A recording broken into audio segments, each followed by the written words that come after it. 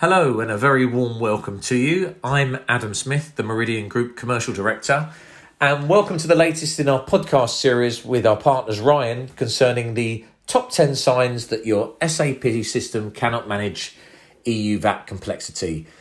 Today we'll discuss one of the tactics that businesses are often using within their SAP system, and that's developing bespoke access sequences together with a complex set of condition records in order to try and derive a complex VAT decision in SAP. Now, this may well enable them to determine the VAT treatment for some types of complex transactions. However, there are many drawbacks in following this approach. So to explore these and discuss these today, we have two experts in this area, namely our own Nazar Zaidi, who's one of our senior VAT consultants here at Meridian, and Gilbert Mwansa, who's the Director of Tax Technology at our partners Ryan. So, Nazar, over to you. Thank you, Adam. Gilbert, what we'd be quite interested to learn about today is if you can outline some of the challenges that you see some of your SAP customers facing when it comes to determining complex EU transactions within the system. What are the types of challenges that you would see within SAP, and how do you see your customers going about to solve these challenges? Well, thank you, Nazar. That's a great question.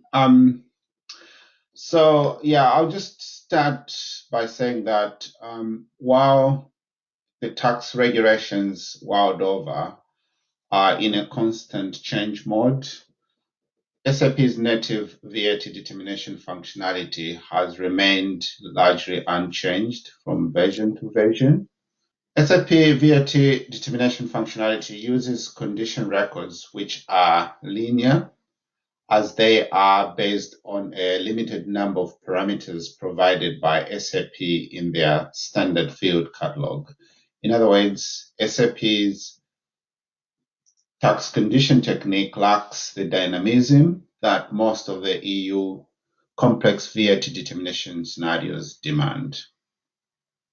The VAT determination logic is solely dependent on the two-character tax code, which means you have a limited number of combinations available. The tax code itself has a one-to-one relationship with the tax rate and the general ledger account and does not contain any date stamps. So if you do require if the tax rates changes, you need to create new tax codes in the system. In addition, SAP does not have a standard functionality to provide invoice legal text to support specific VAT treatments that have been applied in the system. So I guess, this is just a flavor of some of the, challenges that we see, but there are many. Great, thank you, Gilbert. So one thing that we see a lot of businesses do over time is that they manage the standard SAP limitations by creating additional access sequences and condition records. So you touched on the standard fields available within the SAP functionality, which is out of the box. So that would include things like tax departure country, tax destination country, customer tax classification, and material tax classification. And those are the core tax determination characteristics that are made up of the basic access sequence and condition records.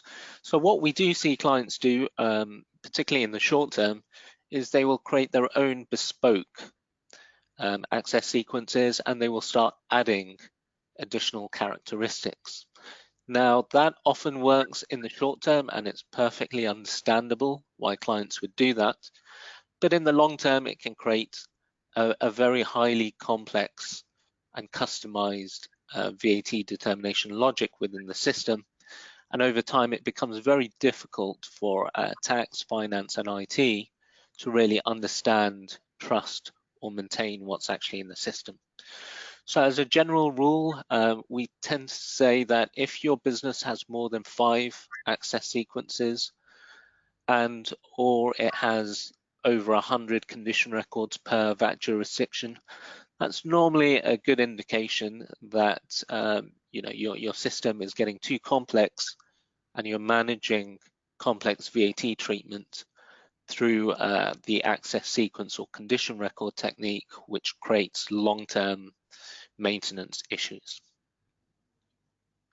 So perhaps, Gilbert, you could give us a bit of an overview of how you see clients in terms of managing this kind of challenge via access sequences and condition records. What are some of the case studies that you've perhaps seen? Yeah. I think just to use spot on in terms of your observations and just general approach. I think also from my experience, solutions range from highly customized VAT determination to what I can classify as semi-automated processes. So some of the clients we come across deploy very costly customization to manage the complexities that are demanded by the European VAT regulations. Other clients implement what I would classify as a hybrid model. As you said, they create extensive condition records. They add a number of parameters. But what we've noticed is that even with extensive condition records and access sequences, it doesn't necessarily drive the automation that they require.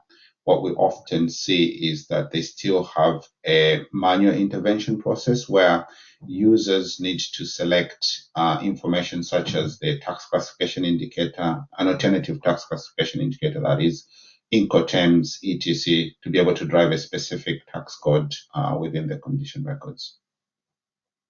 Yeah, that's very interesting because I think you're absolutely right to highlight that sort of distinction between automated and manual VAT determination. So absolutely, the more characteristics you have within your access sequence and condition record, the more you have to teach the system what those characteristics are. And of course, if you can't do that in an automated way, you're effectively creating even more manual workaround.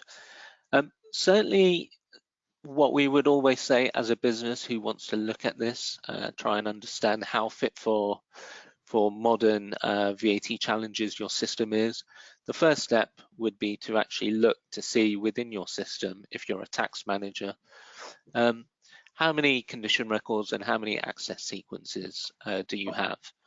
But in high level terms, what you'd need to do is go into transaction VK13, and that will initially tell you how many access sequences your system has set up. Then the next step would be to use transaction V/LD to actually print out your condition records.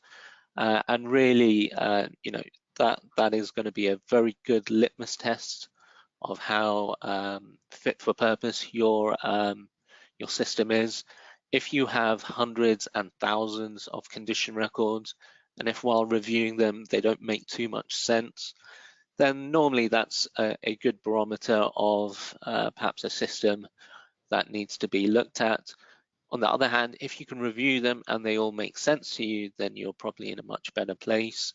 It means that you'll have it much easier when, for example, you're explaining to tax authorities how your system is set up for VAT purposes. That's great, Nazar. So I just want to find out from you, can you just outline how Meridian VAT add-on technology can automate the treatment of complex VAT decisions?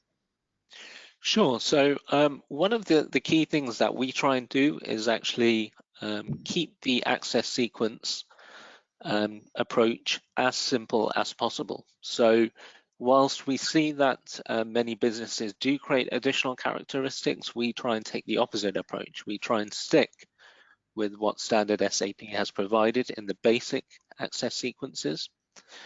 And then what we have is in the background, we have a lot of detailed logic and certain Meridian VAT add-on tables that will allow us to correctly determine those characteristics.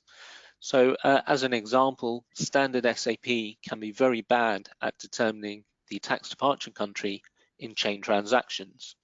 Many of our clients would previously create new characteristics within the access sequence, let's say delivering plant or customer number, and try and get the correct VAT treatment from that perspective. What we do instead is actually try and get the tax departure country correctly reported in the first place. So we have certain tables which can dynamically update per sales order the correct VAT treatment depending on the VAT rules. And because we take that technique, we actually are able to ensure that our clients never have to create new access sequences and they don't have to create complex condition records.